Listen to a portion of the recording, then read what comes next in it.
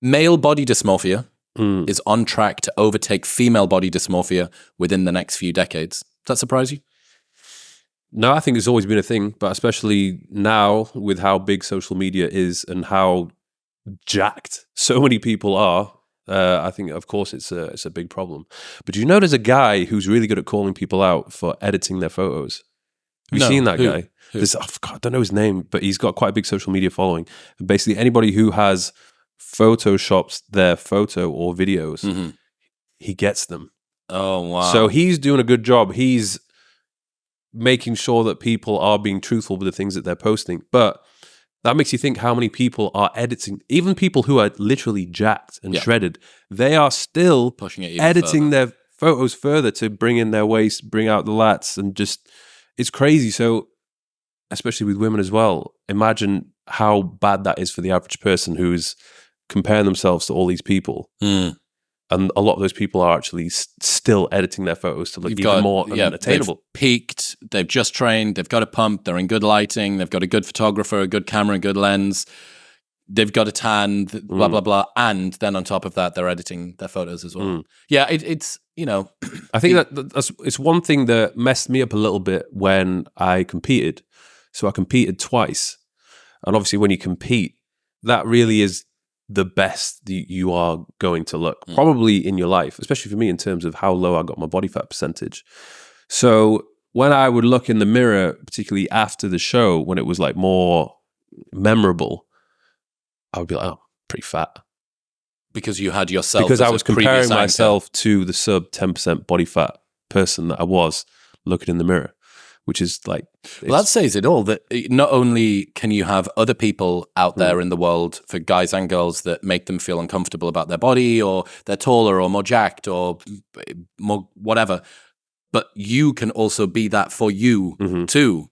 You know, this is... I wanted to talk about this, like, you know, you're 34? 33. I'm 35. And we're getting to the stage where we're like, right, okay, you know... Recovery from workouts takes a little bit longer. Recovery from nights out takes an awful lot longer. A couple more wrinkles on the forehead. My photographer keeps reminding me of that. Cheers, Rob. Don't listen to them. Don't listen to them. Yeah, just thinking about, as that happens, you almost use yourself as, well, I used to be X or Y, as I used to be this, able to get up and train hard or lift this much or be this lean or eat this many calories or whatever. And then you can't. So you use yourself as your own barometer. And, you know, the discomfort that's associated with that of not being as jacked as you used to be, not being as able to recover from workouts as you used to be. It's like a harsh realization. Like the body dysmorphia, I think, with me in particular, I've not really been that person that's always compared myself to others, but more so I'm always comparing myself to myself and how good I have looked in the past. That's what I'm always comparing myself to. And you're right. I think, fortunately for me now, I still feel like I don't know if I have peaked. I think, especially if I was to fine tune a few things, the peak is still yet to come. But when I do have these thoughts of, okay, well, it's only downhill from here. Yeah. Then I'm like... You do know that, I think about that and this... whatever you want to call about it, like aging gracefully as a man, whatever that means, right? Probably not taking all of your self-worth from the way you look might be a good place to start. And I think, oh, you know, how difficult it's going to be, recovery from the workouts and not being as jacked and not being the fastest guy in the room or the strongest guy in the room or whatever. But then you realize that that's like women from age 25. Yeah, I think we as men have got it good.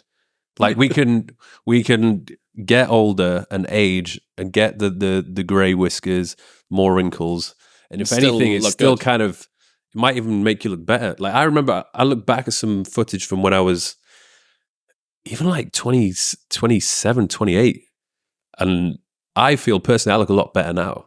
Like I had like, maybe it didn't help that I was like clean shaving myself all the time, but I looked. You grow into your style a little bit, but yeah, you know, for all that. I can be chronically fearful of my own mortality and getting older and all the rest of it, thinking, yeah, but the speed of descent isn't as rapid as it is for women. So, yeah, the male body dysmorphia thing being on track to overtake female body dysmorphia kind of doesn't surprise me. I think you you probably just have to be careful with who you're following and who you're comparing yourself to. Like if you were an average guy and you are following the like top 1% of athletes in the world, or the top 0.01%, of course you're going to feel pretty small in comparison to them. So it depends. Like for someone like me, if I am following like the elite, but you trained with Kai Green this morning. Yeah. So, but Chris Bumstead's in town at the moment. So if I'm following them, I'm the type of person that gets inspired by it. Like I get motivated by that. But other people can take it the opposite way and be like, oh, that's unachievable. I'll never get there. And I feel worthless. Yeah. What's your relationship like with social media now? Oh, I think I would love to not have to be on it so much, but I know it's something which I need to be doing regularly more than ever. Like especially with what we do in today's day and age, you have to be everywhere. Even to this day, I don't like how I still get sucked into it every single time in terms of the doom scrolling. I go on there to do a task, then I get distracted by something, and then I'm scrolling. Then I still haven't done that. I'm like, 15 minutes, fucking hell. I'm like, hang on, I didn't do the thing I was supposed to do, so I have to go back onto it again. So I think, from that point of view, I hate how good it is at just sucking you in and rewarding you for just getting like a notification or whatever. In terms of like YouTube and stuff, I'm quite selective with what I consume. Like when I go onto YouTube, I like to watch things which I'm going to, no doubt, get educated by. I like to watch a lot of podcasts, anything which I'm going to learn something by. Instagram as well, it's a bit of a mess. I like now to employ as many people as possible to just run the platforms. Be the buffer. Yeah, so that I don't have to go onto it. Actually, it's a recent thing. I don't look at comments anymore. Okay. That used to still mess with your head. I think particularly like with the gym related videos, I would do a gym workout or try and do an educational video talking about like how to do this exercise or whatever. And then the comment section's all steroids. Why are you lying to us? Fake natty. And it's just like, I'm trying to help people. Yeah. The whole conversation is about whether or not I'm natural. And it used to annoy me so much that I actually pivoted away from making gym videos because it was so annoying. Because no one's talking about your supposed steroid use in a lifestyle vlog in Marbella. Yeah. So like the less gym related stuff in it, there's kind of less negativity. Dude, I mean, that's something that's really true, that the audience gets to influence the direction of the creator in a lot of ways. And if they make them feel very uncomfortable about whatever it is that they're doing, they're going to start to lean away from that type of content. It was one of the reasons why I got a hair transplant, because when I was losing my hair and it was thinning really badly, when I look back at it now, I was like, poof, like it was pretty bad. And I was like, I don't ever remember it being that bad. Was pretty bad. Was it? There was a 6-month phase where probably should have just shaved it. Like, you know how when everyone's losing their hair, they try and just cling onto it. Yeah. And you just got like little strands, just, you know, it's looking pretty pathetic and lonely. And the whole comment section was just about, he's losing his hair, like, oh, the steroids again. Like, oh. Wow. And it was just like, I'm making these videos, yet all everybody wants to talk about is the hair loss. Yeah. Well, we spoke about this the last time that I had you on. I mentioned that I admire the fact that you've chosen to stay out of internet drama as best you can. I think that's partly both yours and my disposition, which is I'm just not very conflicty person. I quite like having been chill and peaceful and relaxing, and I'm not in it for the beef. But there's certainly, it feels extra unfair if you haven't made a career out of, like James Smith, right? My partner in Newtonic. He made a career calling people out for like shit fitness advice, or for lying about stuff, or for editing photos, or for being, you know, unethical. It's kind of open season for him, because guess what? Like that's the way that you went about things. I knew, like, as we were in the build-up launching this drink, and he started doing call-out videos about Prime and everything else. And I was like, James, you do know that by doing this, you're just making it open season on us. But anyway, for him, it's like, all right, well, you know, if you've spent a lot of time criticizing other people, it's kind of open season on you. That's not to say that people who've never criticized should be insulated from any criticism. But it's just like, hang on, what have I done to you? Yeah. Like, why are you dragging me into this? Yeah. But in a way, it's kind of good in one sense because it's exposure. But Yes. when it is a person of authority talking shit about you, then they have a huge audience who do listen to every word that they say. Big influence. And it's kind of only one argument is being put forward. Of course, you could do a response video and give your side of it, but where does it end? And then they're like, Never. yes, I've got him. Yeah. Yeah, but I think, even for the people that aren't content creators, everybody, especially with TikTok is so... The number of followers you have basically doesn't count. If you put an insane video on TikTok, guess what? There's 1 million likes on it. If it's really, really good and you catch the algorithm at the right time, et cetera, which means now that everybody, content creator or mother that happens to take a funny video of her dog doing something, is open to the entire internet saying, oh, that's animal abuse or whatever. You know what I mean? Like there's just, everybody's open to criticism. And I think some kind of education about how to deal with criticism from strangers on the internet would probably be a pretty good thing for everybody to learn. Yeah. I remember when I started with YouTube, I think whenever you're on a platform that people can post anonymously, they'll go harder. They'll be more relentless with what it is that they want to say. And I think that took me a bit of getting used to. And I almost had to learn, okay, I've got to develop thick skin here in order to just carry on with doing it. I mean, even the people who are like the nicest guys ever that you would just, and girls, you just think, how can you not like this person? Like such a likable person. They're still getting hate for something. Tons of distaste. Yeah. Well, there's an idea called the bystander effect. Have you heard of this? No. So you have a crime. Let's say somebody's being attacked, right, in the courtyard of a bunch of flats somewhere. And everybody that lives in the flats hears the attack going on, and there's someone, screaming for help or saying, please ring the police or whatever. All of the people think that one of the other people will do the right thing and call the police or whatever. The bystander effect. And there's kind of an anonymity equivalent here, which is when you know that you're not going to be found out, you can almost lean in and be way more mean. No one's going to come after you. You're not going to be held accountable for the things you say. If it's a burner account on YouTube, like, dude, some of the stuff, like anti-Semitism and stuff that's happened this year on like random comment threads, and I'll see people talking in code about whatever reverse anti-Semitism. Crazy stuff. One of the things I was interested in, one of the reasons I asked about the male body dysmorphia thing and your relationship with social media, I don't think I've asked you this. What drove you in the first place to dedicate so much time to going to the gym and building a business and doing stuff like that? Because it's been a very, very long road, significantly more consistent than most people are. And now it might be habit, but what was it originally? I think originally on the back end of when Facebook was at its peak and then when Instagram started, I think I just liked being able to showcase all the hard work that I had put in with the gym. I was like, oh, like this is an opportunity to show the world, like, this is what I've achieved. But what about before that? What about when you started training? Like, why did you start training? So I think it was probably a combination of a few different things, because I was playing rugby for a solid 9 years and I enjoyed it. But I think near the end of the last few years of playing rugby, like maybe I didn't like the idea of being in a team, and I've became very frustrated sometimes when I wanted to do something, like I wanted to switch this game around, but I had to rely on the other 14 players to sort their shit out. That I felt like a lot of the time I was out of control. Sort of, I liked the way that the gym thing was a very individual thing. It was like, it was just about you. You're in complete control.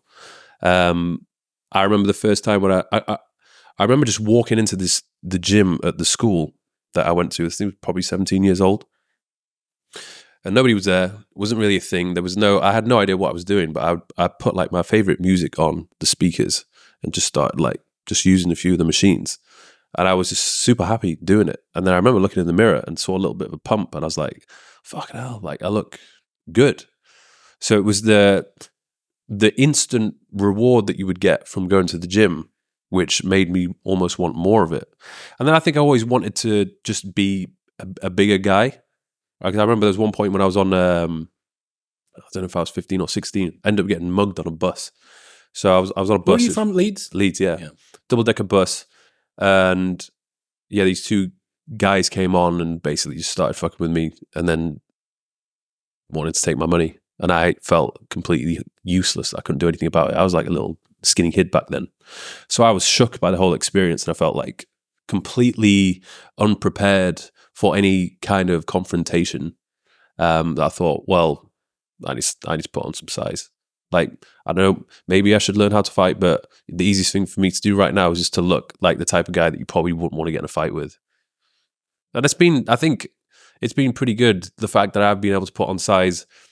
I'm not the type of person that people come up to and want to start a fight with, which is good most of the time, which is good. I never go looking for trouble. You can overshoot that. There's definitely a size that you get to where people want like, I want to fucking drop this guy. Yeah, exactly. You're in this Goldilocks zone in the middle. Yeah, I think it's so nice to hear that. And it was the same for me. Like I was, skinny kid, picked on sometimes in school for not being as like big as everybody else or whatever. And I didn't want to be like that. I wanted to feel like I had more physical formidability. And I don't know if it had something to do with me. I used to be like really awkward with girls as well. So I don't know if that had maybe my chat was so bad that I thought, well, to compensate for this horrendous chat that I have, at least I can look good. And then I don't have to do as much work. My social anxiety doesn't matter as much. Yeah, but even with that, man, like all of these things are the pure, beautiful reasons why guys start going to the gym.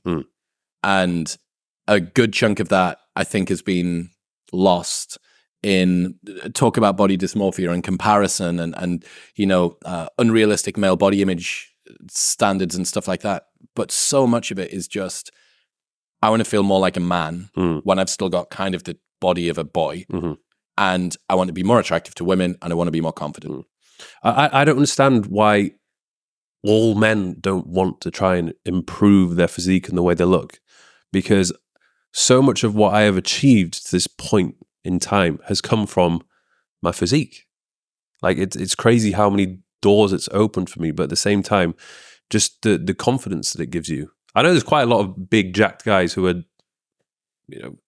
just don't have that confidence. But if you are unhappy about your life or there's something not going right, the easiest thing you can do is just to at least try and sort out your physical appearance. And usually once you sort that out, good things start coming after that. The bar's set pretty low as well. If you do push-pull leg split 3 times a week for a year, you're probably in the top 1% of all that's people. Really all you need. I think a lot of people, they get confused and they think, oh, well, if in order to look like that, or if I want to look better, then I have to go to the gym 6 times a week and I have to start eating this boring stuff every single day. In reality, you don't need to do that. It's just the consistent efforts every single week. But most people, they go through periods, whether it be a few weeks or a few months, where everything's going good, and then it stops. And then people come up to me and they're like, oh, yeah, I'm just kind of unhappy with my shape at the moment. I'm like, so well, tell me about your training. What's it been like? And they say, oh, yeah, so I haven't really been to the gym for the past 6 months. I'm like, how have you not been to the gym for the past 6 months? Like, of course, you're not where you want to be because you've done 6 months of nothing. Like, you should be doing something every single week. Even if you have a bad week and you train twice, it's still better than doing nothing. In other news, this episode is brought to you by Element. Element is a tasty electrolyte drink mix with everything that you need and nothing that you don't. It's a healthy alternative to sugary electrolyte drinks, and it is the best way that I have started my morning every single day for over 3 years now. It contains a science-backed electrolyte ratio of sodium, potassium, and magnesium with no sugar, no coloring, no artificial ingredients, or any other junk. Your adenosine system that caffeine acts on isn't active for the first 90 minutes of the day, but your adrenal system is, and salt acts on your adrenal system. So if you want to be more awake, want to regulate your appetite, curb cravings, and have better brain health, this is the way to start your day. Head to drinklmnt.com/modernwisdom to get a free sample pack of all 8 flavors with your first box. Plus, there is a no BS, no questions asked refund policy, so you can buy it 100% risk-free. That's drinklmnt.com/modernwisdom. What's that sort of journey taught you about where confidence comes from? Because it has to come from something more than simply the way that you look. Yeah, I learned that. I think it's many different areas of life.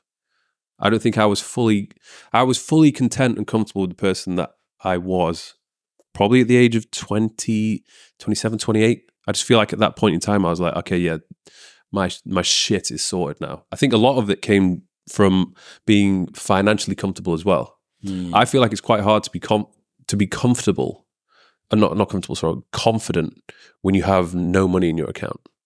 Like you could look the part, you could be, great with women or great at talking, but let's say, for example, if I was in a room full of very successful entrepreneurs that had a lot of money, I would feel the absolute opposite of confident. I'd be like, wow, I really have nothing to offer in this situation right now.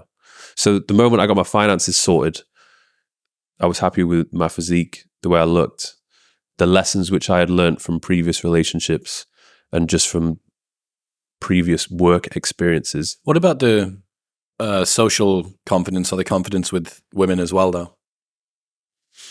I think that came from just experience of having lots of different relationships.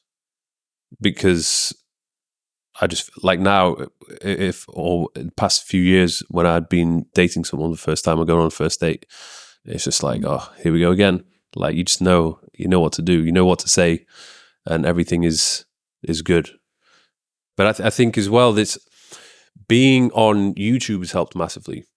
So I have drastically improved my ability to speak in front of the camera, speak in front of like lots of different people, to be able to have a conversation with someone, to be able to entertain the audience that's watching you. That has massively helped with my social interactions. Because most of the time, like, I'm more introverted. Like if you look at the introverted extroverted scale, I'm more on the introverted side. I think before the days of YouTube, I was a lot more introverted. Like I had my group of friends and my social circle, but you'd never see me come out of my shell unless I was with my closest friends. And even then, if I was in a situation with like a lot of people, I'd be the quiet guy, not really saying anything. I would just listen. So the whole journey through the social media, the YouTube, has helped me to come out of my shell. And I'm a lot more, confident now. I have a lot more to say. But there's still that introverted aspect to me where, let's say, for example, you've had a day full of socializing, talking, whatever. I come back home and I'm like dead. And I need to be alone just to recharge.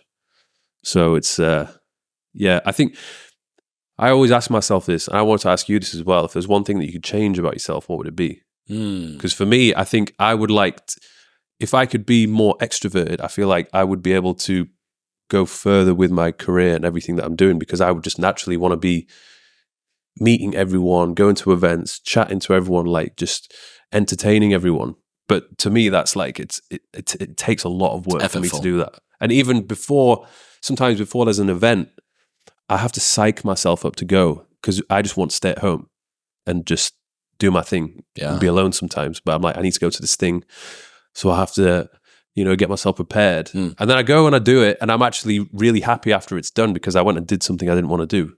And it ended up actually being like really good. There's a big hill to get over before you do it, though. Yeah, I mean, that would certainly be a huge change for me if I did that. It does, even though standing out the front of 1,000 club nights and meeting 1 million people, right, across a 15-year career, that it didn't feel like socializing. I wasn't properly invested in all of these people. It was just like a lot of small talk. Yeah, which was good. With drunk people. With very drunk people. But I would have liked to have tuned up the extroversion as well, because it does take a good chunk of energy for me to go and do that. I've noticed that with these live shows, doing the meet and greet at the end. Oh, it's like a high intensity interval conversation of 500, 600 people in half an hour or 45 minutes. That dude, Peterson, going on this tour that he's done, which is basically a permanent world tour. And he's meeting, I think you need to get a special ticket or whatever. So there's maybe 300 people, 400 people a night that have the like big dick ticket that allows you to get the meet and greet. But he's doing it every single night, like 50 dates, 100 dates a year. I don't know how many. Dude, it's, for me, very, very exhausting. I think that he's kind of a little bit introverted at least as well. So that would be a huge change. What else do I wish that I would change? I have a good bit of self-doubt. Around whether or not I'm doing the right thing or whether I'm doing the thing right. I think you're doing it right. I think trying. certainly now the results are showing. But that's the thing. Like I feel like when I see you interview these people, I'm like, fuck, you were born to do this. Thank you. And I think it's like you've not even really got started yet. Well, Like, yeah. what is the goal? You want to be the number one podcast in the world. Rogan's got that title, man. Like, the guy's a fucking... I liked what Patrick said about the three main characteristics Yes. or attributes of a good or the best Yes. podcaster. Yeah. One of them is having that natural curiosity and asking the right questions. The other thing is being able to entertain the guest, be a good host. And the other one is actually having an audience that really want to hear your own opinion on a specific topic. Yeah, I had a conversation about this. One of the Q&As at the live show asked about, basically, are you going to do more solo stuff over the next few years? And I was so unconfident and so unprepared to think that I was bigger than I am. Like, who am I to spout my opinion sat at a table with Andrew Huberman? Like, it's obvious who's the A side here, right? It's obviously him. He's the one that's got the expertise and the PhD from Stanford and all the rest of it. Just let him shine. And I'm really good at letting other people shine. But there definitely seems to be, I don't know, there's like, it's good to develop your own opinions around things and to put those forward and to have faith that what you have to say might be of use or of interest to people. And more than that, to play with ideas. Think, I wonder what happens. I wonder what people think about this. I've got this idea about this thing. I wonder what people think about that. But I think for a good chunk of time as well, I was just so concerned about putting something forward that made me look stupid. I'm going to put this idea forward and I'm... What, the live shows? No. On the show, on the podcast. So going to have some idea. I've got a take on whatever this thing is. Like, don't comment on things that you know nothing about.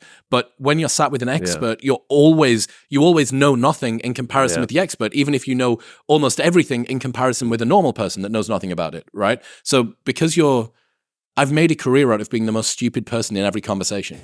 Right? Do you feel like there's a pressure for you to improve your knowledge in all these different areas? Because you've had guests on from every different industry and market. Yeah. Like, do you feel like, fuck, I need to learn more about this and more about this and more about this? So, because being a good host is your ability to just have like good general knowledge about fucking everything. That's true. So I think I wanted to do this as a challenge a year ago. I wanted to do a day of recording where I didn't know anything about the guest. I didn't know who they were, and I would just sit down opposite them, and I had to try and hold a conversation together without like the audience realizing, and me just going like, so, you know, what do you think most people get wrong about the world that you come from? Like, and just like trying to sort of work out without actually asking them, so what do you do? I thought that would be kind of fun to do. Did you do it? I'd still consider doing it. It's a big long list of things that I want to do. But yeah, I think one of the reasons why I steered clear of putting my own opinion forward was I didn't want to feel silly. I didn't want to say things. The internet can be a bit of a fucking ruthless place with playing with ideas. And, you know, you don't want to look like the idiot in the room more than you already are. But yeah, I know enough now to be able to hold a conversation with pretty much anybody, especially if it's about them. Right? If it's, we're talking about fitness, we're talking about psychology, we're talking about philosophy, we're talking about politics, we're talking about whatever. It's like I can draw out of pretty much anyone. When it comes to me having my own takes on stuff, I have things that, you know, I've got domains of expertise. You want to talk to me about training, about mental health, about psychology, evolution, like all of these things I've got. But if we start to push out into how are we going to fix the problems of the Middle East? It's like, bro, like that's not my bag. And then working out where the line is between those two. And not just spouting more noise into the world, actually adding some signal, which is useful to people. That's something that maybe I should do more. But then another bit of me thinks, well, just bring on the guy that knows and be the person that's able to get the best answer out of them. Ask the right person. Ask the fucking expert. Yeah. Like, I don't need to go on WebMD and try and self-diagnose like whatever ailment I've got. It's like, just get the doctor, the equivalent of the doctor on and speak to that person. Yeah. But there's definitely a bit of me that wants to do, that doesn't just only want to be the person that plays second string to the expert in the room. Like, it'd be great to be considered an expert in my own right. And yeah, it's interesting getting past that discomfort or that uncertainty about whether or not you have legitimacy because everyone else has a million letters after their name or is a PhD or is a billionaire or something, and you go, what the fuck, like, why should, like, I'm just the guy that asks the questions. Speaking of discomfort, what was it like the first time doing the show, like the very first show? Live show? Were you shitting yourself? That was nerve-wracking, yeah. Because for me, yeah, the thought of that is pretty fucking scary. I think as well, it's Q&A is fine, but to go up there by yourself and to talk for an hour or more about something, like at first I was thinking, like, what the hell would I even talk about? Like, what do people even want to know? Like, I guess I would have to sit down and think about it. I'm sure that there is an audience out there that want to hear me talk about something. Dude, I'd attend. But yeah, the live shows that I've done, I just did one in Dubai, and now I fly to Edmonton for 20 hours with James tomorrow morning at 2 a.m. Yeah, He's just going to fucking suck my soul out of me. He's managed to book us one of those things that's like the side-by-side seats as well, like with the dividing door. I'm just going to put the door up and not have to speak to him the entire time. But standing on stage, you know, this is kind of old trope for people that listen to Rogan, and they're always on about you work in the material and the crowd energy and the room and the vibe and all this sort of stuff. But it's wild to stand on stage and just have, you know, 80 eyes or 1,000 eyes or whatever it was in the Dubai show the other night, like, there's like 1,000 people there or whatever, like there. just looking at you, and you can't see the end of the room. Yeah. It's like, it's just endless. And then you look at what Schultz has done. He sold out where the Raptors play in Canada, or he just did this place in Australia where it's so far away that they need repeater screens to be able to see the fucking dude that's just this little dot down on that. And he has the pressure of having to say something funny. Oh, he's got to be funny. I mean, like that's nearly every 10, 20 seconds, he has to say something funny. You've got to get a laugh. At least you don't have that pressure. Absolutely. Yeah. I mean, it's such a good insight that if you're doing anything close to public speaking and you manage to get 4 zingers in the space of an hour, like, you're hilarious. Yeah. And if you're a comedian that doesn't get 4 zingers in a minute, you're shit. So, the criteria is very different, but it was very nerve-wracking. The most nerve-wracking one that I did was the very first Work in Progress show in Austin.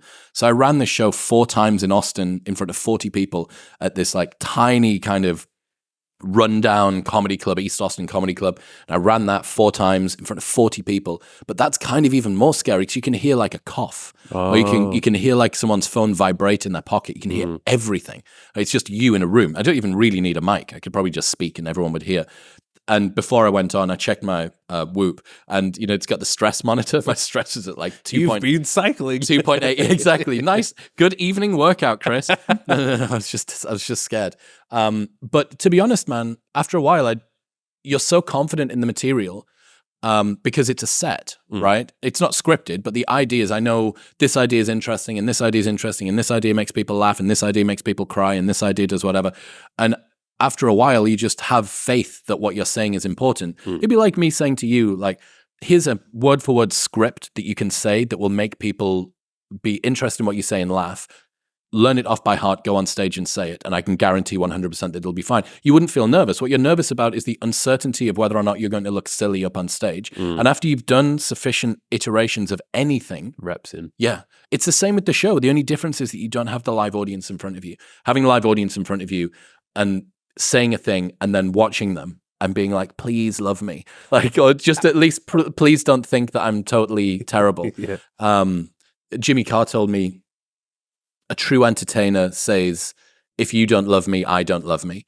And I think that kind of, I can see how someone whose entire industry is the audience needs to give me adoration, and that's where I get my sense of self-esteem from. Kind of the same, you know, looking at the bodybuilding world, which is ruthless because it's not even a objective metric. It's not, that's 380 kilos. Whichever man that weighs 93 kilos picks that up wins. It's like subjective and ephemeral, and you know, it's like he's got better shape or conditioning or proportions or whatever. It's very, very hard, but you're permanently just outsourcing your sense of self-worth to these fucking judges. Especially if you're competing, and it's the judges you need to impress, and if for whatever reason they're not impressed, they can Guess what? literally. Big delts are out this year, or Yeah. like big thighs are in, or whatever. Yeah, it's Wow. crazy. Yeah, but it's been very interesting. It's been the veils have kind of fallen from my eyes a little bit about seeing super competent people up on stage, because they're infinitely better than I am, but you can just see it's just one step after the next. Watching Jimmy Carr in Wembley, he did 2 hours and 20 minutes of one-liners. It must have been 400 jokes in like 2 and a bit hours. And I was like, oh my God. And we were with him 30 seconds before he walked out on stage, because I was checking my watch going like, you go on stage in 10 minutes, you want us to, because he might need to do some pre-game ritual or whatever, get his head in the game. He's like, no, it's fine, stick about. And then he's like, all right, ready to go, boss. And like Jimmy's about to like get the fucking headset on or whatever and walk out on stage. And they're like, should we leave? And he's like, yeah, crack on, I'll see you out there. Unbelievable. Crazy. But you see, anyone's just accumulated those skills over time. And I think it's kind of the same with the first time that you did a YouTube video, the first time you did a podcast, the first time you did whatever. There's just this extra degree of, I can see the people watching. And it's, First time I did a podcast, I was like, what am I doing? Who was your first one? It's Will Ahmed, the founder. Went straight into the deep end with a CEO and founder of a billion company. Crazy. But yeah, it's like the moment you start doing more and more of them, it just becomes normal. I can imagine, like, especially for you, doing 3 a week, you're at what? You're in the 700s now? This will be 720, something like that, yeah. It must be so normal. Yeah, it is. And that's something that's quite bizarre. To do something very alien. I mean, think about this. Porn stars. I would love to ask our friend Lauren whether or not it's like, whether there's still intimacy in that. Because what you're looking at, a conversation like this, usually very messy, very unstructured. Someone will get up and go and do a thing. People are on their phone. There's like all structural side to things. Plus then there's cameras. Plus then there's a team of people.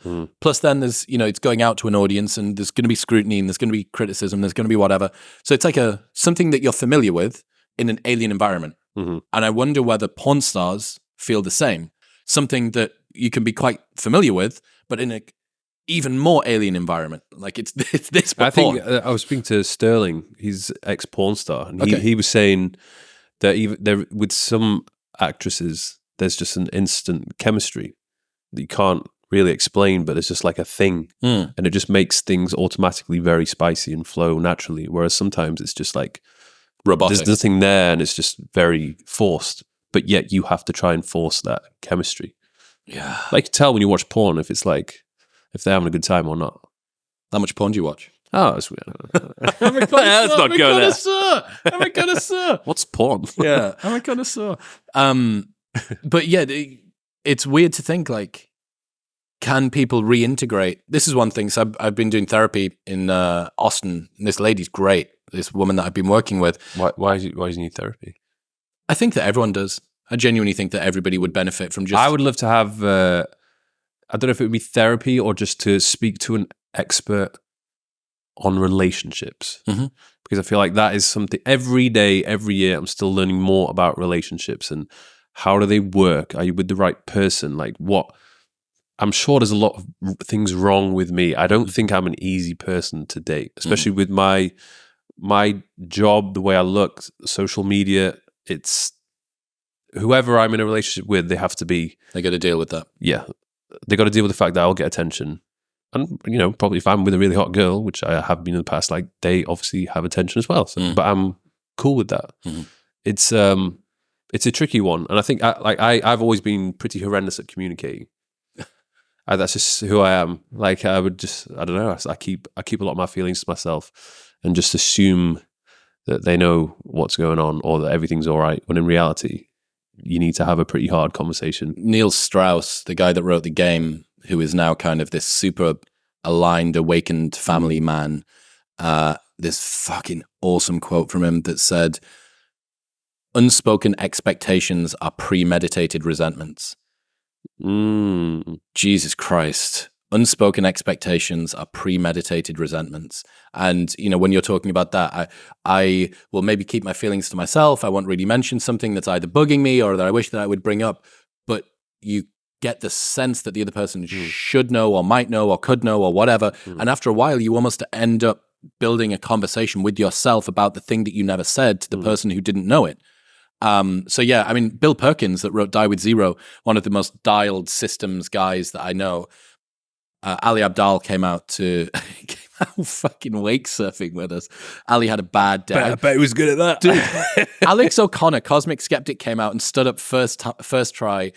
Yusuf, my friend, went out e-foiling yesterday over there, stood up within the first session. Ali Abdaal, not like, I mean, so just insanely smart. And I think he's got like, I can't remember what he's good at. He's good at like some physical sport, but like, it wasn't fucking wake surfing. Anyway, he asked Bill Perkins, what's the number one coach that you've got out of everything? The business coaching, all the rest of it. He was like, relationship coach. Yeah. First thing he said, relationship coach, most important. And they check in. I think both partners work separately and then they maybe do couples. I think after sessions together. To begin with, in the honeymoon period is fine. You don't need any help. Like it runs itself. But the longer the relationship goes on for, like after a year, after 2 years, that's when you have to work at it. That's what I've learned. You know, after a 2-year relationship, there's things you got to work on, and there's a lot still which I need to learn. I've had a lot of relationships that have been 6 months. Put it that way. Honeymoon period and over. This episode is brought to you by Factor. I get asked all the time about how to build and maintain muscle, and the most important thing, the first thing you need to do, is ensure you are getting 1 gram per kilo of body weight in protein every single day. But as you know, if you have ever tried to cook anything ever consistently or stick to your macros, finding whole food, healthy meals that you can have conveniently every single day is difficult. This is where Factor comes in. Their fresh, never frozen meals are designed by registered dietitians and arrive ready to heat and eat in minutes. It requires zero prep. So if you're someone that says, I'd love to hit my protein numbers, but I never have time to cook, prep takes so long and I hate doing it, this is the solution for you. So if you want to make an improvement to your diet, this August you can get Factor and start eating better without the hassle. Head to the link in the description below or go to factormeals.com/MW50 and use the code MW50 for 50% off your first order at checkout. That's factormeals.com/MW50 and MW50 at checkout. Someone who has seen fucking insane growth is Sam Sulek. Oh God, yeah. What do you think about Sam Sulek? I'm so fascinated how certain people just pop off on social media. Like I'm trying to understand what has the formula been. Like I didn't know of him before until it's basically kind of, you see the memes first. You're like, why is there a meme about this guy? And then you go onto the Instagram, you go onto the YouTube, and you just see like the following and the consistently high views, and you're like, oh my, what's he doing then? And you watch it, and it's just like pretty normal. There's no fancy edits or anything cinematic. It's just, I think the reason why it's worked so well is because he's just gone almost in the opposite direction. Instead of trying too hard with like the showing off and the musics, the edits, he's just like, this is just, is there a ever normal any guy. Edits? It's No music. Like he just like like after that first thing, it's just as far as I know, it's just a camera on a tripod, and he's just doing his thing and sharing his thoughts, which is very simple, but it can't. After watching it, it makes sense why it works. He has a lot of insightful things to say.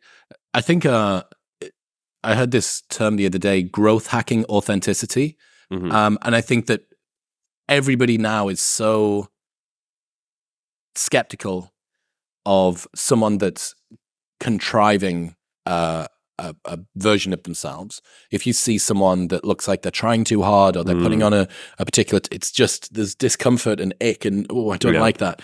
And I think Sam's lack of fancy car or fancy edit or fancy thumbnails or like any of that is just a signal of reliability. I think that's what people it's very relatable.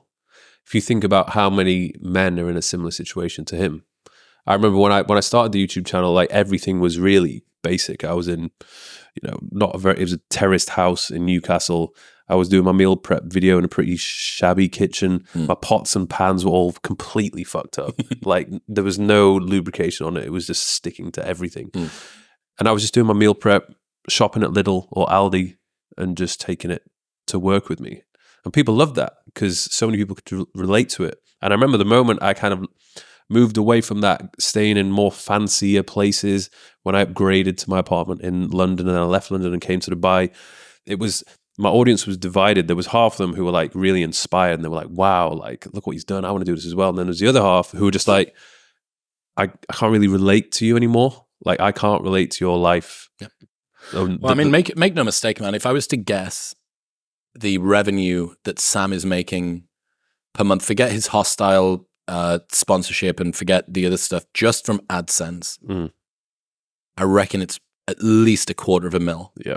Because he's banging out a video nearly every day. It's and daily it's like videos of $500,000. Yeah, so it's probably $250,000 a month.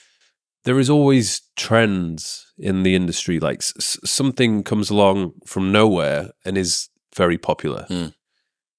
But there's very few things that remain that popular over a long period of time. Like, will it get to a point where his style of videos are not going to do it for people?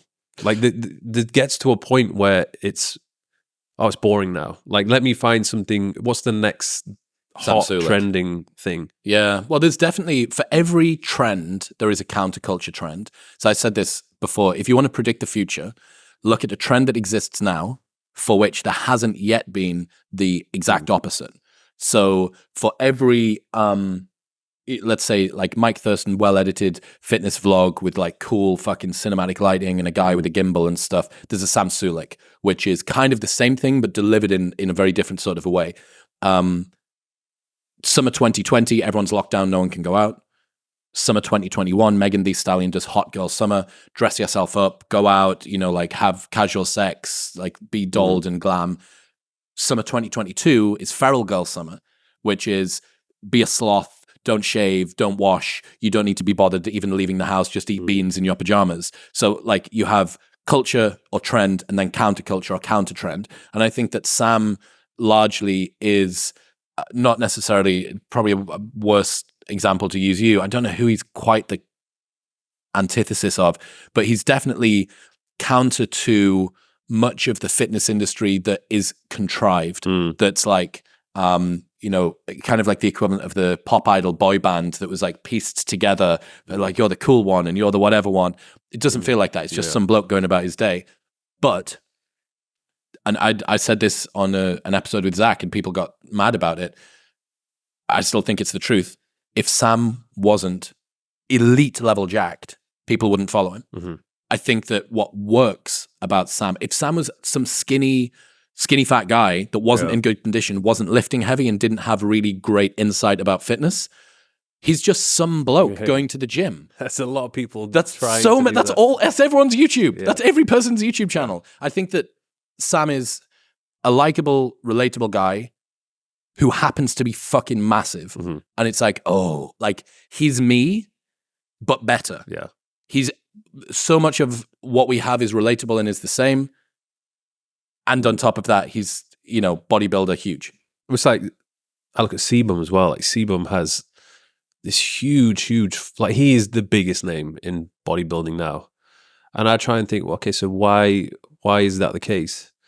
Obviously he looks amazing, but he's such a nice, humble guy as well that I can't imagine why anyone would ever have a problem with him.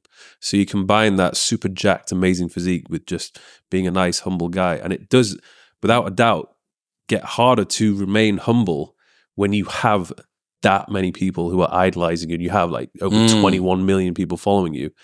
To not let that get to your head. Well, there's two ways that it can get to your head. The first one being your ego is being inflated by everyone thinking that you're great. The second one is you becoming defensive and bitter about all of the people criticizing you. Yeah. So it works in two different ways. I'm going to become more harsh and more quick to attack because people have done it to me in the past. And all of these people are telling me that I'm great and I've got 5 championships. How the fuck am I not like the best in the world and everyone should listen to me? Yeah. It's like hard. It's hard to hold on especially if to you're combining it with like, if you're taking some steroids as well, like that can also mess up with your mentality and the way that you're thinking. Yeah. I wonder, I was watching a couple of videos from the Trend Twins as well. And they're like, I find them like a pretty interesting pair. Like they're an interesting pair of dudes. But Sam is just a fucking phenom at the moment. What's his face? Cam Haines brought him up to Rogan yesterday on his show. Have you heard of this Sam Sulek kid? It's like, there you go. Yeah. Derek from More Plates, More Dates did it as well in a little way. I think he purposefully didn't make his... like he could have definitely leveled up with the production. Yep. But it's like, nah. No, people just wanted that, like, relatability, like, high-level insight, sprinkling of autism. Like, that's what they wanted from there. Sometimes I try not to get too heavily influenced. I've had Iman Gadzi on the show. Yes. And the production quality on his videos is absolutely, like, insane. Like, best of the best. And then I'm thinking, fuck, maybe I need to get to that level of production. But I don't need to. I just focus on what it is that you're going to say. It's your thing. Because if you go too hard with the production, it gets a bit distracting and maybe, again, it becomes unrelatable. How do you think about enoughness? The stress and responsibility and paranoia that comes along for the ride with wanting more and success and money can kind of sap the fun out of it. Do you think about enoughness? I think it's harder to fall asleep quicker, that's for sure. Because when I go to bed, I'm just thinking about all the things that I need to do, should be doing, and haven't done. So that's taken a hit. So I remember in my 20s, I remember I could just fall asleep straight away. Now it's a lot harder. And yeah, I think especially right now, I'm in a position where if I really want to, I can go full steam ahead and really take things to the next level. Like everything is in my favor. I have the team. I have, I'm living here in Dubai. I'm at a point where I have a following. I have some respect. So let's go fully into this. But then that's going to come at a price. And I know if that's something which I want to do, if you want all the numbers to be increasing, the subscribers increasing, the views, the money, I'm going to have to say goodbye to a couple of things. And it's going to be a sacrifice with relationships. It's going to be a sacrifice to the things which I like to do sometimes. That's like to just wake up and do nothing and do my own thing. Just go for a walk, just chill, take life easy. Like I love nothing more than doing that sometimes, which I had a kind of experience of doing that over the summer, where I wasn't working as much, less productive, really just enjoying life and what I've achieved, fruits of my labor. But then after a couple of days or weeks of doing that, you just feel like, fuck, I'm wasting my potential here. And things are starting to go in the reverse direction. And I think that was quite a sort of a scary experience for me. I had a big break from doing the podcast. I think I got up to, was it 20 episodes? I don't think I'd got myself into that 1%. I was just shy, and I was fuck. Yeah, maybe that. I'm the guy. I'm the fucking guy. I'm that guy that gave up. Yeah. And I noticed when I stopped doing the podcast, because I didn't have my team with me, I was in like traveling about a bit. I think I just wasn't, for whatever reason, I'd lost the motivation a little bit. But I just felt like I was doing a disservice to my audience. Like everyone was asking me, "Is like, when's the next episode? When's the next episode?" And I was just like, I don't know. I just felt like what a fucking waste I am. Like I have this potential and opportunity to create these amazing conversations with amazing people, but I'd rather just go to a beach club or go on a date with this girl or just fuck about. Well, there's a pressure that comes with that. And yeah, I think about enoughness a good bit. I've got another episode with Hormozy coming up probably within the next few months. I want to try and really dig into it because I know that he's 99th percentile of hardworking guy. It's very inspiring to be around, but I wonder how scalable and replicable that is with people who don't have his very particular quirk of mindset. I listen to him and I'm like, fuck, I would like a little bit more of his mindset. I want more of that. I like to work. I want to do more work. I want to do less of the fun things that people want to do. But one thing you do realize, like saying, I want to do less of the fun things, like why are you doing more of the work? Presumably because the work is fun. Yeah. So like the more direct route to it is just doing the fun thing. I think if you can find a way that your job is fun, then that helps a lot. Like me and I get you as well, having the opportunity to speak to some amazing people. It's a rewarding job and having a very positive impact on the world. Like it feels pretty damn good, and it doesn't really feel like work. It's a pleasure to be able to do this for a living. I think it's absolutely crazy. Like even this morning training with Kai Green, like what, I get to train with some of the best bodybuilders on the planet. That's a fucking dream. Yeah. And I've got myself into a position where I can do that. There's definitely and again, I think this is for everybody. You have opportunities that are in front of you. And if you're even remotely competent at what you do, you will always have more opportunities than time to do them in. Mm-hmm. Is it your role in life to take every single opportunity that comes your way? What is life outside of those opportunities? Like, how much are you grinding? So this great quote from Morgan Housel that says, the best measure of wealth is what you have minus what you want. And by this measure, some billionaires are broke. And it's kind of the same as, what do you want from an achievement perspective? Like, you know what's good with me? I feel like a lot of the things I wanted to do, I did in my 20s. Like, I really did. There's a list really of things. I really did a lot of things I wanted to do. And I think once you've done them, you realize that the majority of the time, it's not actually as good as you thought it would be. You do it and you're like, it was good, but it was a bit of a letdown. Like, I thought it was going to be better. And once you've kind of checked off more things on the list, you just get like more and more motivated to actually just do some work and be of use. Yeah, there's definitely like a bit of fuckery that goes on when you're a kid and you're happy to just bounce around and have fun. But then as you grow up, you realize, okay, well, my time's actually fucking limited. Yeah. Like, so what am I here to do? Am I here to work and not leave anything on the table? Or am I here to find time to... This is still, dude, it must be the most common theme of questions that I've probably asked anybody this year. And it's maybe telling, given like how this year's gone. How can you balance being enough whilst wanting to be more? Like feeling comfortable and content, and your mind is where your feet are in the moment, and being able to take pleasure in the things that you do and the successes that you have, whilst also knowing that you don't want to leave anything on the table and you want to try and maximize your time here, your brief period of 80 years on this planet. And it's still, Sam Harris had this really beautiful idea about the balance of being and becoming that was really lovely.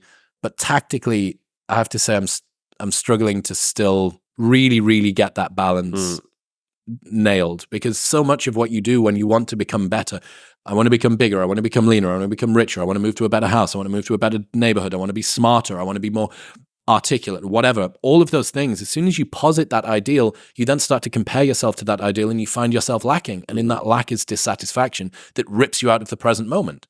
But the only reason that you're doing that is presumably so that when you get there, you're like, now I can be in the present moment. But each goal that you hit just pushes another goal. You say, oh, well, like, I've done the 21st episode, so like now it's got to be 50, right? Like 50 is the next goal, or 100 is the next goal, or it's 1 million, blah, blah, blah, blah, blah, blah. Like there's always just another thing. I think it's really important to celebrate the wins, like to go out and like if you do hit a particular milestone, just go out and celebrate it. And then, come back and then set a new goal. I think it's the most difficult thing I've had now, particularly when I go through phases where I'm super motivated and I want to grow. It's like the friendship aspect and the relationship aspect takes a hit. Like if you're trying to go full steam ahead with your business and all these opportunities you have in front of you, I've noticed when I've been in a relationship, any spare time that I have to devote that to my partner, which then means I have to fuck my friends off. Yeah. Whereas if, let's say, for example, I was single, then that gives me an opportunity to spend more time with my friends. Like to try and juggle everything is really difficult. I think Ryan Holiday's got scene, business, family. Pick two. You can be a part of the scene, you can be successful in business, you can be a great part of your family, but it's really, really, really rough to do all three. Who would I say that seems to have got it all? I don't know much about Joe's family life, although it seems he seems to have got that pretty dialed. Joe Rogan. Yeah. He seems to have certainly got two of them sorted. Imagine us, like we're in a situation now. We don't even have kids, and we're already fucking complaining. Mental. But I know what you mean. Oliver Berkman has this other idea about choose in advance what you're going to suck at, which is pretty cool. So for a period of time, you're going to work on your business and you're going to grow your net worth, or you're going to try and double the revenue of your business, or you're going to try and get a raise or get a promotion or do whatever. That period of life, just as important as what are you going to do is what are you prepared to sacrifice for it. Because, if you need to stay late in the office 3 nights a week for the next 6 months so that your boss sees the work that you're doing, or so that you get more sales in, or so that you do whatever it is that you need to do, your trading's probably going to take a hit. Yeah. And when you start to see your condition or your fitness depreciate over time, if you're a type A go-getter, you can feel uncomfortable and say, oh, well, that shouldn't be happening. And then you take your eye off the ball of the thing that was supposed to be your thing for the next 6 months, and then go, I'll only stay late in the office 1 night a week, and I'll fit training, I'll slot training in 2 more nights. You go, well, that wasn't the plan. The plan was put everything into this one thing, level myself up, and then play catch up with everything else to bring myself back up to baseline. So yeah, choose in advance what you want to suck at is like a really, really good tactic, because it helps you when other things start to slip. Yeah. It stops it feeling like an error or a curse of some kind, and actually is like, oh, this is part of the plan. This was actually part of the plan. Part of the plan was I wouldn't get to see my friends as much, or my sleep would suffer, or my fitness would suffer, or my business would suffer because we've just had a kid or whatever. Like, I think that's important. And that thing that sucks at the moment, it's not going to suck later on. Precisely. Like, you can easily switch out around. the suck. Yeah. So I think, like, especially right now, for the next couple of years, next 5 years, I want to go all in on just, okay, let's try and build a solid businesses, whatever it might be, make myself extremely financially comfortable so that later on, when I get to my late 30s, 40s, when it's time to, really raise a family, I'm in a very comfortable situation where I can do that and then devote more of my time to raising my kids and being there for my partner.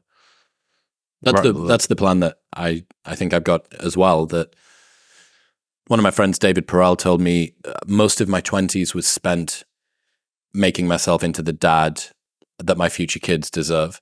And I really like that idea that you're putting a lot of work in now, which is gratifying in the moment. It would be like way, way too full of myself to be like, and all of this is for the sacrifice for my future kids. It's like, no, it's not. Like, I take loads of pleasure from the things that I do. Matt does fitness, does a great job of raising his kids. Does he? He's a very good role model for being a father. Like, he's just, Chad to dad pipeline. Yeah, he's in a position where he doesn't have to go to work. He's even built like a home gym at home so he can just spend more time with his family. And like, you can see how well he's raised his 2 boys. Like, whenever you're around them, they're just like the happiest, most positive, like they're even comfortable in front of the camera. They're already like really skilled at like loads of random different things because Matt has been there all the time to teach them, educate them, and push them. But you've got to have that. It's interesting what you say. I think about the finance thing, I think I always kind of steered clear of commenting on finances, largely because I came from such a fucking working class background that money was just never a consideration, and it wasn't really that much of a discussion always. So I kind of steered clear of talking about it. But, Tate mentioned it too, that until you're financially liberated, you're kind of at the mercy of a lot of things. And financially liberated doesn't mean like compound in Romania. It just means more money than you need to be able to live and not having to compensate by working an insane number of hours that ruins the rest of your life outside of it. You have so much more freedom. Yeah, it is. I mean, it's funny now as obviously the podcast has grown, you have more staff to take care of. Like, you've got salaries to pay for now. You've got studios to pay for. Yeah, it's not that you need to earn more money so you can live a better life. It's no, I need to also earn more money so I can take the quality of my production to the next level and ensure that I can keep giving you guys the best. So I can fly to the other side of the planet to go and speak to this guy. Yeah. Yeah. It's an interesting one, man. I don't know. It's like it's been a very interesting year, like quite a disquieting year in some ways, like so satisfying, but also just rapid changes in status. This is one of the things about like a kid like Sam, who even more than either of us in terms of the rapidity of his change of status. People say that they want fame and accolade and wealth, but just having it thrown at you is fucking terrifying. Yeah, I had this idea that I learned from Jimmy Carr. Trajectory is way more important than position. If you're number 2 in the world, but last year you were number 1, that is way worse than sitting at number 150, but being on a huge upward slope from number 300 12 months ago. There's a few reasons for this. Recency bias. If your value is increasing now, that means that you have to be popular at the moment. By looking at recent trajectory, you're selecting for only the people who are trendy right now, which really is all that we can remember. We can also romanticize where someone will be in future if they're currently hot shit. How high might they go? Who knows? Maybe to the top, maybe even beyond the top. Humans struggle to realize that everything is temporary, including growth and decline. Instead, it's easy to label people as heroes and losers based on what we know of them right now, so we don't have to predict a messy future. There's an old saying that there's 3 types of people on the ladder, one at the bottom, one at the middle, and one at the top. Which one is the best to be? The one that's still climbing.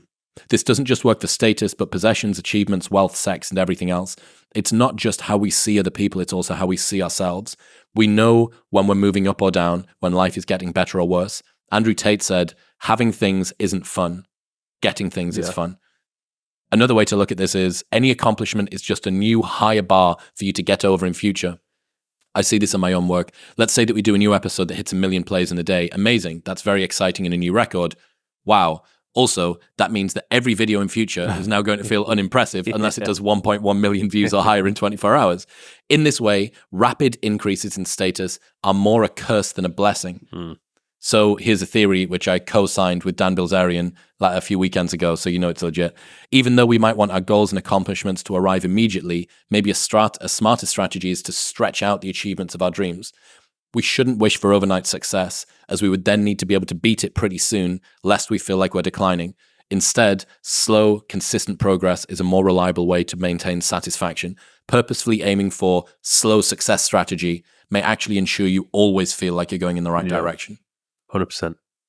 It's almost like if you were to win the lottery, like if you were to be given 100 mil versus actually working your ass off, over time, your salary or however much money you're earning gradually increases, and then you get to that point where, okay, now I've got 100 mil. Which one is more satisfying? It's a curse. I think you would look back on it as almost certainly the best and worst day of your life at the same time. You got gifted an unbelievable amount of money or an unbelievable amount of status or whatever. How are you ever going to have a better day than that day? I always thought that, I was like, oh God, it'd be so cool if I won the lottery. But it would literally fuck me up. In the worst way. Yeah. I would hate that. Yeah, it's weird, man. It's weird the way that we play with status. And what's the energy that you're trying to prioritize in your life at the moment? Like, what is it? What sort of people do you want around you? What sort of vibe are you trying to prioritize? I think people who are going to help inspire me. I think that's what I struggle with sometimes on a day-to-day basis with being motivated. Especially when you've got to the point where you've got everything you really need. Like, look, I have a nice car, I have a nice apartment, I've got great friends. Like, what more do I really need in my life? When I spend more time with people who are ahead of me, financially, business-wise, whatever it might be, even just being around them gives me I don't know, I guess I'm kind of a little bit competitive as well. Like, it makes me want to be like, oh no, I want to get to that level. Fuels the fire a bit. Yeah. So it makes me think, okay, there's levels to achieve with this. I'm certainly past the days where I was interested in like the partying and doing that kind of thing. I think when we last spoke, it was already getting to that point. But even now, I compare what my desires were at the start of this year compared to what my desires are now, and they've definitely changed for the better. What do you think's caused that to happen? I think just coming to the realization of what is like really important, knowing that a lot of things which I've wanted to do, I've done. And I think I'd put myself in a few situations this summer where I had been at like parties. Obviously, I went to Ibiza a couple of times, doing the usual debauchery, and then just thinking, fuck, I don't like doing this anymore. Yeah. I really don't like. I don't get as much enjoyment from it, but I hate the way it makes me feel. Yeah. I think with what I'm doing now, you know, especially with what we do, doing the podcast, being on YouTube, I have to be on it like all the time. And I actually really enjoy this elevated state which I'm at. Like, there is no alcohol, there's nothing which is slowing me down. So if you do go out and you drink or you do anything negative for your health or your mindset, just waking up and feeling groggy and shit is like, it's horrible. I want to wake up every day feeling as good as I can possibly feel. And when you have a really good sleep and you wake up and you're like, oh my God, that was a good sleep. This is and what you it's like to feel be like human. you've taken a friggin' limitless pill. I want that every day. Yeah, that's I know Iman Gadzi's a big fan of monk mode, but it's one of the most addicting parts of monk mode that nothing ever knocks you off that routine. Yeah. That you're permanently in this like hermetically sealed box, right? Nothing is coming in, nothing is nudging it, nothing is breaking it. Just perfect routine at all times, and all you're optimized for is that, and it can be very, very addicting. It's even one thing which I love to do. I used to travel loads, but now I'm actually I don't want to travel because I know it's going to knock me off this very good routine which I have going on. That's something that's cool that I kind of wish I could gift more people. If I could gift them a pursuit that they're needing maximum sort of cognitive horsepower, and they can do it sufficiently frequently that they notice the fluctuations between themselves. The last couple of days, my sleep's just been so wrecked since I've been here. I don't know how you do it with the amount of traveling you do. Yeah, it's not been easy. Most of the travel when it's within inside the US, it's fine, but the one that we did here was pretty brutal. And last night we were at dinner and I was trying to think of this word. I was trying to think of this word, and it wasn't there. And I just know that it's because I'm underslept. Yeah. But being able to play with that tolerance, I guess like an athlete, right? You know the speed that you're usually able to run at or cut at or, jump at or lift or whatever. And you go, oh, this isn't there today. Why is that not there? And then you start to investigate a little bit. But it's so cool. And knowing the contributing factors to that, and then having a pursuit that allows to act as a barometer for it is brilliant, because you go, okay, well, this is my reinforcement mechanism for me focusing on making myself better, because I can feel when I make myself better and I can feel when I make myself worse. And it's way easier to make myself even a tiny bit worse than it is to make myself even less of a bit better. So yeah, I think focusing on like things that are going to help you be better long term is. What knocks you off your good routine apart from travel? Sleep is the main one. It's the biggest determinant of how I perform on the podcast. Yeah.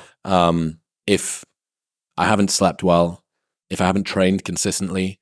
Have you ever needed to cancel because you're that? Never. Even at my worst, I'm still pretty good. So I'm fine to take over and hold it together, but I'll know because I'll know what I could have said. Yeah, that feeling of regret afterwards. You're like a little bit.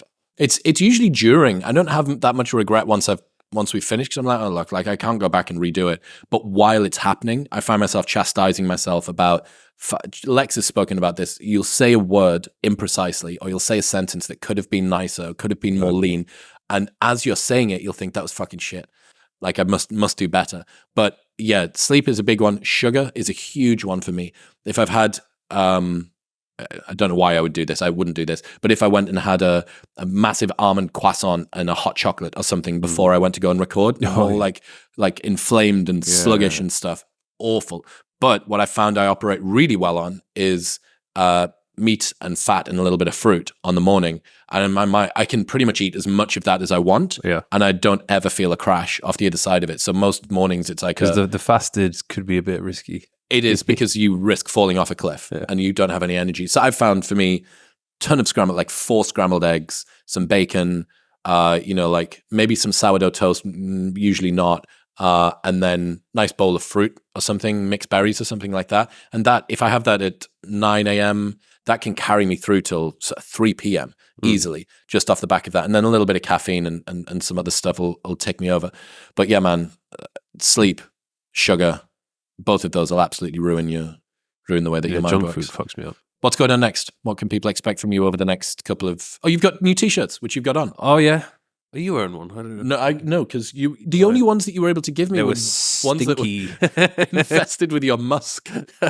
Yeah, new products coming out with the clothing side of things. It's an interesting journey with that. Obviously, you will be aware, like releasing a physical product. Mm-hmm.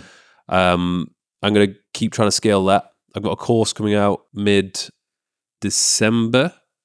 Fitness. It's going to be more so with social media, how to build predominantly a YouTube very platform, but how to monetize it. So how to get to the point where within 6 months you can make £10,000 a month off it.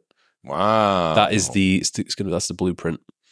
And yeah, just keep cracking on with the podcast. I feel as though it's doing well. I'm only doing one a week, and I feel like, hey, imagine what you could achieve if you did 2 a week. Yeah. Like, it would just grow twice as fast.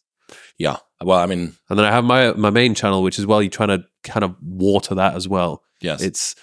I'm trying to figure out what is the optimal way to do everything so that everything kind of grows together and flourishes.